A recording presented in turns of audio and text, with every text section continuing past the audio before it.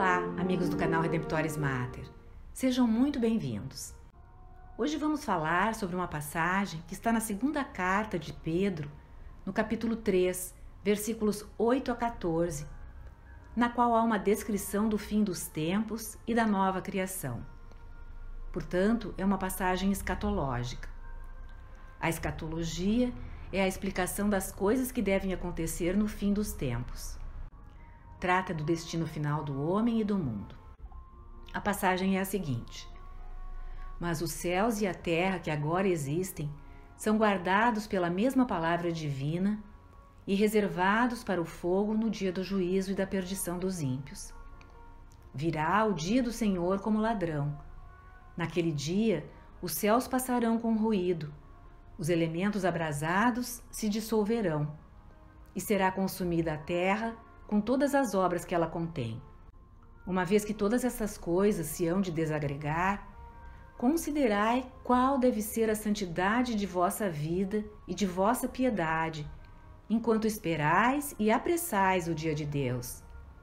Esse dia em que se hão de dissolver os céus inflamados e se hão de fundir os elementos abrasados. Nós, porém, segundo sua promessa, esperamos novos céus e uma nova terra, nos quais habitará a justiça. Portanto, caríssimos, esperando estas coisas, esforçai-vos em ser por ele achados sem mácula e irrepreensíveis na paz. Nos evangelhos, como nesta carta de Pedro, vemos uma tensão entre duas realidades. O reino está próximo, mas ninguém sabe quando se concretizará. Só o Pai ensina Jesus. Em muitas parábolas, Jesus ensinou, e aqui nesta passagem Pedro repete, que o dia do Senhor virá como um ladrão. Sabemos que a expressão dia do Senhor é usada para o julgamento final. É o dia da vinda final do Cristo em sua glória. Então Pedro explica que, quando acontecer, os céus passarão com ruído e os elementos se dissolverão no fogo. A terra e as obras sobre ela serão queimadas. O que isso significa? Precisamos entender a expressão céus e terra. Normalmente, falando das coisas de Deus, usamos a palavra céu para nos referir à realidade invisível da presença de Deus. Um reino inefável, indescritível, indivisível, puramente espiritual, em que Deus como que habita, para usar uma linguagem humana. Um reino para onde as almas vão após a morte. Então, falar que o céu ou os céus passarão pode parecer que se está dizendo que esse reino espiritual de alguma forma será destruído, desaparecerá. Não é sobre isso que o Novo Testamento está falando. Esse modo de falar é devido à terminologia judaico-bíblica para o céu visível e também para a terra visível. As estrelas, os elementos da terra, como a atmosfera e a água, e o espaço, onde se situam as estrelas e os planetas, as galáxias e, enfim, o cosmos, o universo. Os elementos da Terra, como a atmosfera e a água, e o espaço, onde se situam as estrelas e os planetas, as galáxias e, enfim, o cosmos, o universo. O universo visível, em hebraico, é designado pela expressão céus e terra. Assim, quando Pedro diz que os céus passarão com ruído e os elementos se dissolverão no fogo, ele está falando sobre a desagregação do cosmos visível, o fim deste mundo. Essa destruição é um tema que perpassa muitos livros da Bíblia. No livro do Gênesis, por exemplo, o mundo visível foi destruído pela água no dilúvio.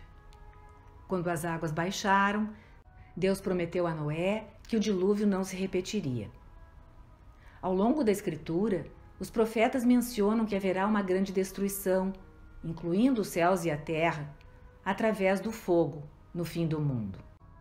Pedro, então, dá a compreensão cristã desse evento, da seguinte forma: uma vez que todas essas coisas se hão de desagregar, considerai qual deve ser a santidade de vossa vida e de vossa piedade, enquanto esperais e apressais o dia de Deus. É um ponto crucial entendermos que esse futuro tem uma implicação moral. Não é apenas especulação sobre o que acontecerá no fim do mundo, com a humanidade e o cosmos, mas um imperativo moral. Se o mundo vai terminar, os cristãos devem viver em piedade e santidade. Deus chamou e chama todo ser humano à santidade. Existe até a expressão doutrinária chamado universal à santidade. Porque, se o universo visível vai se desintegrar, o desapego das realidades criadas é uma resposta à verdade revelada de que elas passarão. Santidade, tanto em hebraico como em grego, significa colocar à parte. O sentido negativo da expressão é colocar à parte do pecado, ou colocar-se à parte do pecado, e ser separado para Deus. Ser separado para Deus, como que consagrado para Deus, é o sentido positivo da expressão. Ou seja, ser santo significa ser separado deste mundo em que vivemos e nos movemos como peregrinos, por não nos apegarmos às coisas terrenas. Usarmos delas sobriamente, sem nos apegarmos. E ser separado deste mundo para o mundo que virá, os novos céus e a nova terra, nossa verdadeira pátria, a qual realmente pertencemos. Paulo diz que somos cidadãos do céu. Jesus ensinou que estamos no mundo, mas não somos deste mundo. É para a vida eterna que nos dirigimos, e para ela devemos viver aqui. Isso é a essência da expressão de Pedro: considerai com que piedade e santidade devemos viver. Aliás, num parênteses, é bom lembrar que o repouso no domingo, como a igreja sempre ensinou, é uma realidade que aponta para a vida eterna. O domingo é o primeiro dia. É o dia da criação no Gênesis, capítulo 1.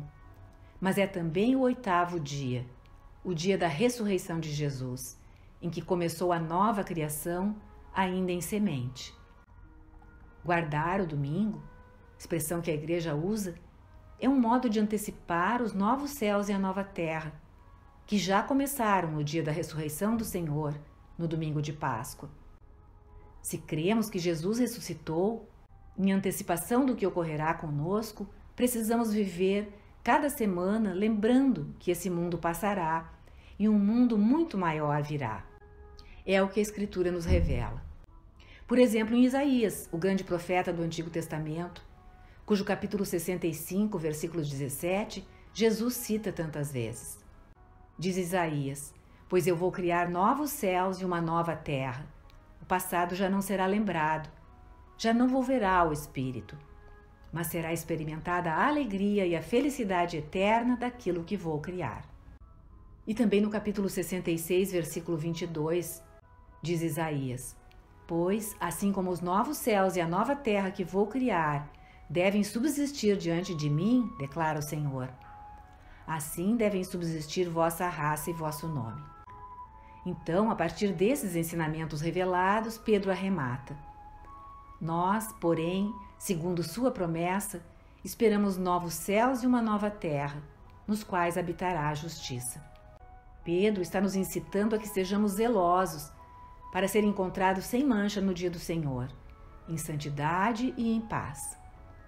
Nosso zelo vem da esperança nessa nova criação, a que poderemos ter acesso porque nossos pecados são perdoados pela redenção operada por Cristo. Talvez a nossa formação escatológica seja um pouco fraca. Talvez hoje se dê muita ênfase a como viver o presente, sem ter à frente dos olhos o que nos espera. De fato, quase já não se mencionam aquelas realidades que eram chamadas de os novíssimos: morte, julgamento, céu e inferno. Ou seja, a nossa própria morte, quando quer que vá ocorrer, o reino invisível que nossas almas experimentarão após a nossa morte, seja o céu, seja o inferno, e o julgamento final. Mas menos ainda se menciona o que acontecerá com este mundo. Há, no entanto, no Catecismo da Igreja Católica, uma seção inteira sobre a nova criação, principalmente nos parágrafos 1042, 1043 e 1047. Seção que enfatiza essa dimensão cósmica da escatologia cristã, envolvendo o mundo criado. O que a Igreja diz ali? No final dos tempos, o reino de Deus virá na sua plenitude. Após o julgamento universal, os justos reinarão para sempre com Cristo, glorificados em corpo e alma. o universo será renovado. A Sagrada Escritura chama isso de uma misteriosa renovação, que transformará a humanidade e o mundo. São os novos céus e a nova terra, conforme a segunda carta de Pedro, neste capítulo 3, e o Apocalipse, no capítulo 21. O Catecismo está citando essa passagem de Pedro que estamos estudando, para explicar que o universo visível também será transformado, restaurado ao seu estado original, a serviço dos justos, partilhando da sua glorificação no Cristo ressuscitado. Eu não sei o que você que assiste esse vídeo pensava sobre tudo isso. Talvez seja uma surpresa a ideia de que o universo, de algum modo, participará na glorificação e ressurreição de Jesus, que haverá uma transfiguração do cosmos em novos céus e nova terra, e que isso também faz parte da esperança cristã. Em outras palavras, quando os cristãos falam sobre o fim do mundo, não quer dizer que Deus destruirá a criação, que Ele fez e é boa, e a jogará na lata de lixo da história. Não, ela passará pelo fogo para ser renovada. Assim como a morte leva um dia à ressurreição, o fogo, que significa purificação, levará à renovação de todo o universo criado. Essa compreensão perpassou todo o Novo Testamento. Por isso, Paulo diz aos Romanos no capítulo 8: tenho para mim que os sofrimentos da vida presente não têm proporção alguma com a glória futura que nos deve ser manifestada. Por isso, a criação aguarda ansiosamente a manifestação dos filhos de Deus. Pois a criação foi sujeita à vaidade, todavia, com a esperança de ser também ela libertada do cativeiro da corrupção para participar da gloriosa liberdade dos filhos de Deus. Pois sabemos que toda a criação geme e sofre, como que dores de parto até o presente dia. Não só ela, mas também nós, que temos as primícias do Espírito, gememos em nós mesmos, aguardando a adoção, a redenção do nosso corpo. Aguardemos, pois, os novos céus e a nova terra. Obrigada por ter acompanhado essa postagem. Se gostou, clique seu like, inscreva-se no canal e acione o sininho para ser notificado de outras publicações.